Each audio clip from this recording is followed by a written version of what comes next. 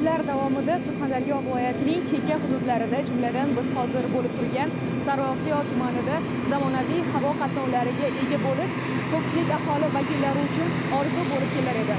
Aholi uzoq masofalarni bosib o'tib, boshqa hududlardagi aeroportlar faoliyatidan foydalanishga majbur bo'lishardi. Bu ulardan ko'p vaqt va katta mablag'ni ham talab etardi.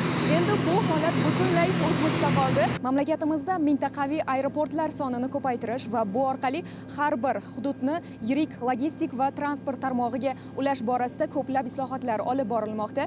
Bugun mana shu ezgu tashabbuslarning davomi sifatida aytishimiz mumkinki, Sariosiyo aeroporti faoliyati yana qaytadan tiklandi. Uzoq yillar davomida ushbu aeroport faoliyati to'xtab qolgan va aholi vakillari ham buni uzoq kutishgan edi. Bugun ular uchun quvonarli bir yangilik bo'lyapti. Texnik sinov tarzida parvoz qilgan Silk Avia kompaniyasining ATR 72600 samolyoti Sariosiyo aeroportiga muammosiz qo'ndi. Bu o'z navbatida aeroportning parvozlar uchun to'liq tayyorligini amalda ko'rsatdi. 1976-yilda qurilgan uchish-qo'nish yo'lagi yangilanib, 1550 metrga cho'zilgan ikki qatlamli asfalt beton bilan mustahkamlandi.